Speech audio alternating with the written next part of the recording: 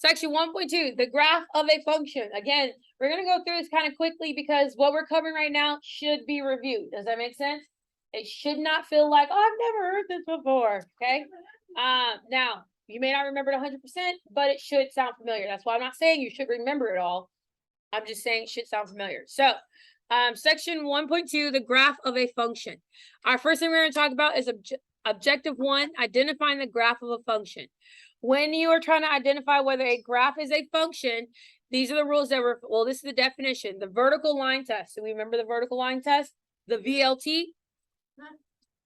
Okay, so with the VLT, it says a set of points and the XY plane is the graph of a function if and only if every vertical line intersects the graph in at most one point. Okay, at most one point. So either no point or 1 point makes it a function. Okay, in the next section, what you're going to do is they're a little bit out of order because I just copied and pasted to move things around. But just write in the box where it says A, B, C, or D, whether the function you see, whether the relation you see is a function or not a function. Got it? So, example A, looking here, yes. Is this a function or not a function? Yes. And why is it a function? Passes the vertical line test. Yeah. Example C, is it a function or not a function? No. Why is it not a function? It does not pass the vertical line test. Okay. I even said C. It's cool. I told y'all I just pasted them out of order. All right. Letter D. No. And why is it not? It fails the vertical line test. Okay. And last but not least, letter B. Is it a function? Yes. Yes, because it passes the vertical line test. Any questions on the vertical line test? Yes, Yura. Are you recording that? Yes. All right, objective 2. We want to be able to obtain information from or about the graph of a function, okay? So there are attributes of the function, of the graph, that we need to make sure we understand. So we have the domain, the range, the x-intercept, the y-intercept, the x-axis symmetry, y-axis symmetry, and the origin symmetry. I'm going to pause for about 2 minutes and give you a chance to write the definition of these things in your own words with your table partners. I don't know what I was trying to say. Table mates, where I was going, guys. Didn't get there. And so then after that, we'll come back and we'll go through the formal definitions together, okay? All right, so you're writing the definition in your words. If it's something that you or anyone at your table cannot remember the definition for, then you're going to leave it blank. Got it? All right, and go.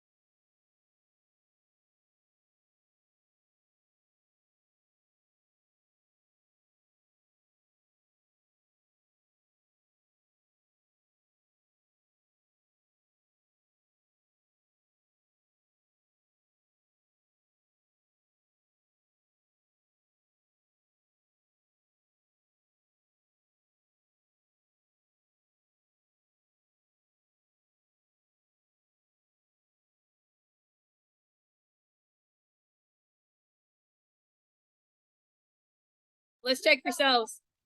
So let's see. Here are our formal definitions. So for a domain, it's the set of values of the independent variable, aka your x's, right? Your x values. The range is the set of y values of a function or relation. Okay. When we're saying interval notation, that's when we're using the brackets and parentheses, right? X intercept, a point at which graph intersects the x-axis.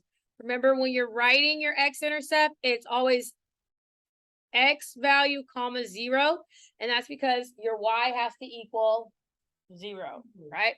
Your y-intercept, a point at which your graph intersects the y-axis, and when you write the ordered pair, it's always 0 comma the y value because your x has to be 0.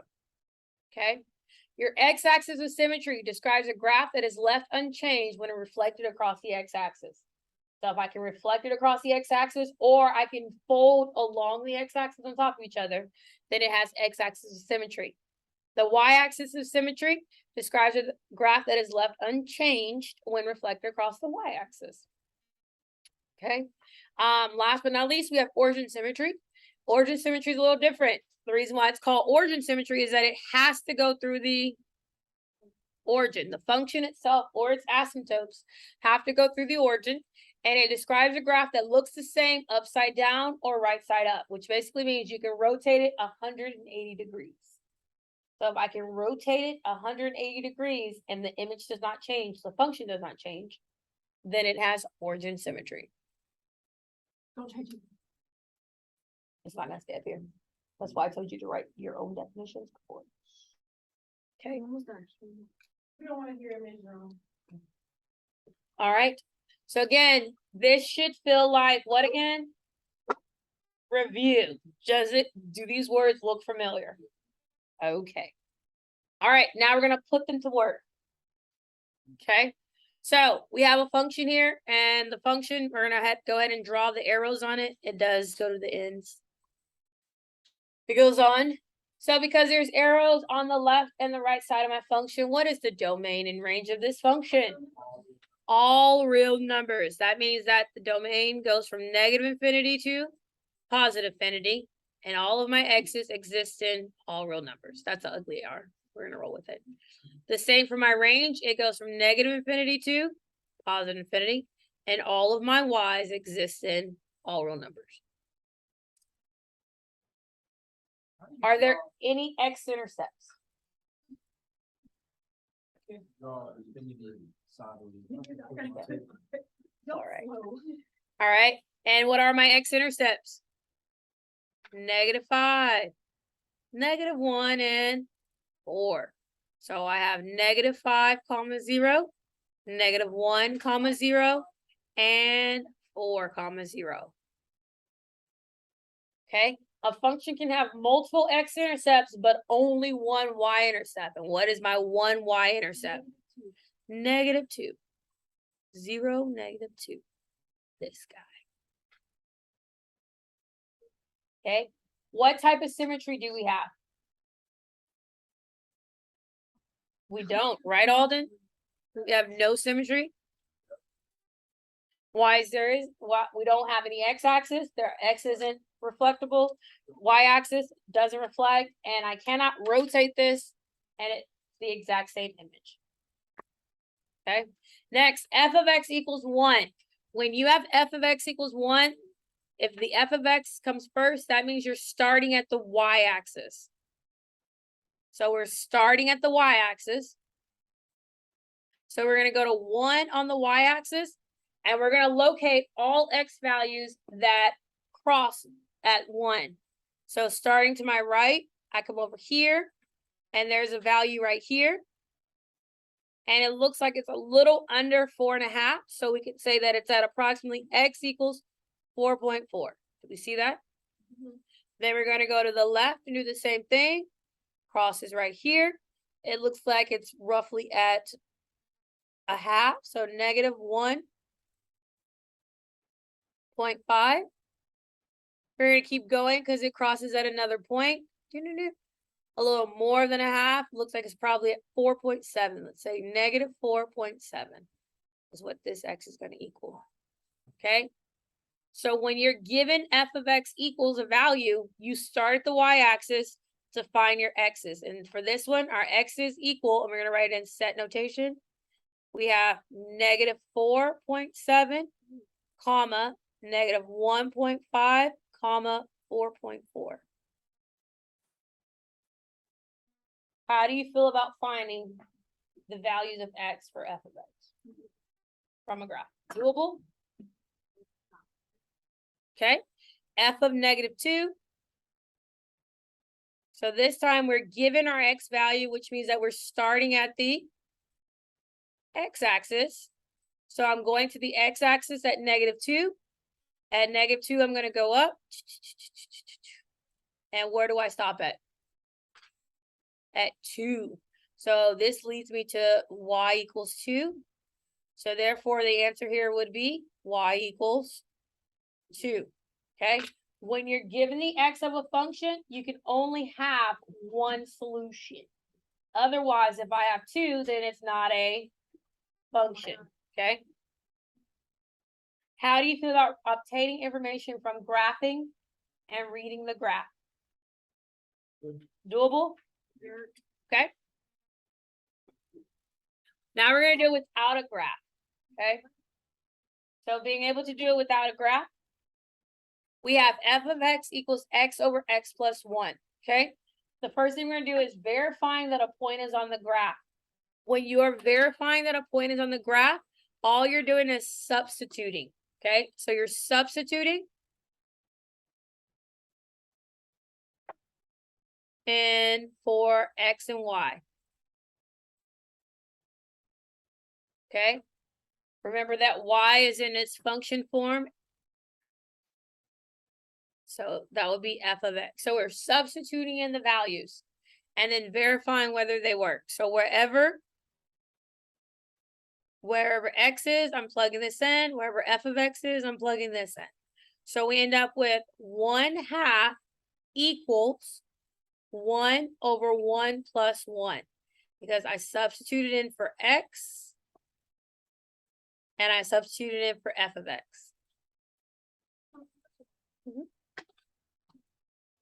All right, 1 over 1 plus 1 equals 1 over 2. Is this a true statement? Yes, this is a true statement. So is this point on the graph? Yes. If it makes a true statement, then it is on the graph. If it makes a false statement, guess what? It's not. Does that seem like something you could do? Do you feel confident verifying if a point is on a graph without graphing? Okay, next we have, what if you know that x equals 2? What is f of x? Well, again, this is just substitution.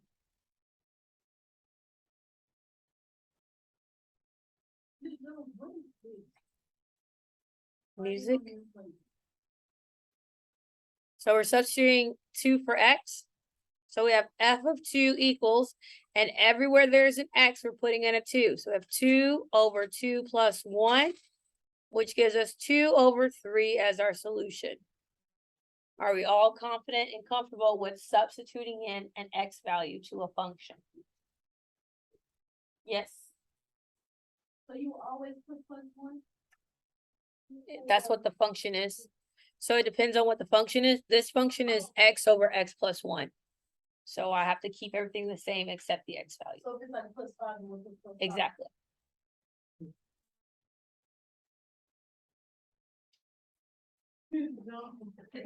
I don't know what's wrong with Dora. She's on her own thing today.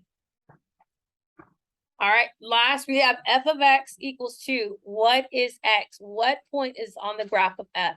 Okay, so now we have to actually solve for the x instead of the y. So it tells us what f of x equals. So we're substituting in f of x with 2. So that gives us 2 equals x over x plus 1. And now we have to solve for x. In order to solve for x, we have to get x out of the denominator. What operation does something in the denominator represent? The divider. Divider is division, right? So the opposite of dividing is to multiply. So we're going to multiply the entire denominator to the numerator. And what we do to one side, we do to the other. So these eliminate. And now we're left with 2 times x plus 1 equals x. Is that now a basic Algebra 1 problem? Yeah. Okay, and how did you learn to solve this in Algebra 1? Distribute, and then we're going to do what? We distribute, combine like terms, and then isolate the variable. Do those steps sound familiar? Distribute, combine, isolate. Distribute, combine, isolate. So that's what we're going to do. We're going to distribute. And we get 2x plus 2 equals x. We're going to combine like terms. So we're going to subtract 2x so it can join the other x. And we get 2 equals negative x.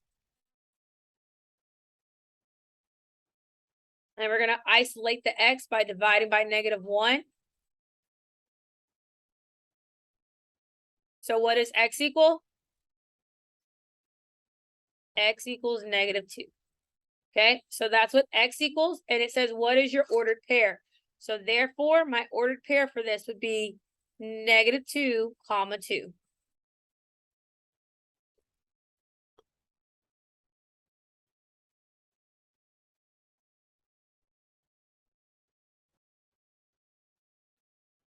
Okay. Questions about part A, part B, or part C at this time? None? Feeling confident? Yes. That means you learned something fun in your previous life. All right, so what I'm going to do is I'm going to pause, and you can choose whichever method your group wants to solve this, but you're going to calculate the number of computers, the cost of manufacturing the number of computers. So the average cost of manufacturing X computers per day is given by the function C of X equals 5,600 X squared minus 34 and 3900 X plus 1,212 and 57 plus 20,000 divided by X. Determine the average cost of manufacturing 30 computers in a day, 40 computers in a day, and 50 computers in a day. So what I'm going to challenge you to do is at your table, you all are going to decide what method you're going to solve it. You will need a calculator, by the way. So make sure you send one person to grab calculators for your table. But you're going to decide which method you're going to solve by, and then we will reconvene to see how you solved.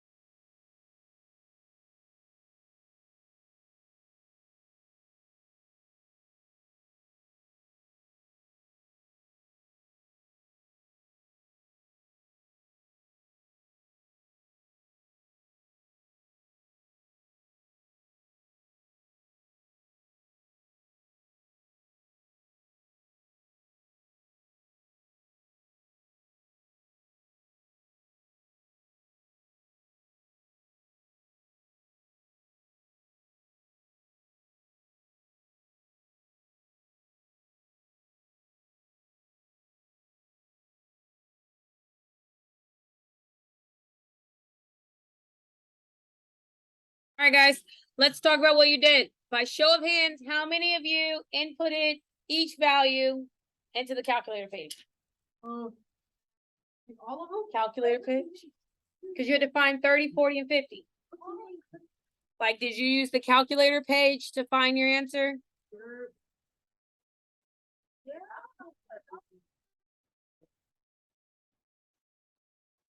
Why is the average cost of manufacturing cheaper for more computers?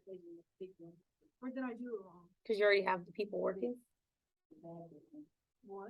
You're not putting more people to work. You already have a certain amount of people and they can produce more. All right, so if you did it from this page where you typed in 0.56 and then you put in 30 squared, blah, blah, blah, blah. Did anyone do it from this page? I did. Yes, yes, yes. Okay. All right.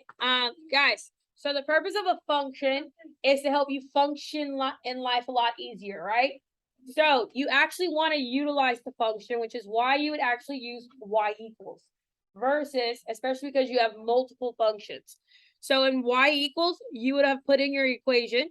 So I would put in 56x squared minus 34 and 3900 plus 1212 and 5700 plus, so I have an older calculator and the same works for your calculator. I cannot put the division symbol with the fraction bar. So I have to protect my fraction by using parentheses. So parentheses 20,000 divided by x. So that's symbolizing that this is a fraction and I'm protecting my fraction, right? And now I can go to my table.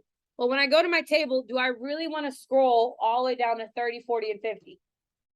No, okay? We talked about this feature briefly, and what it's called the ask feature, okay? What the ask feature allows you to do is you input what values you want.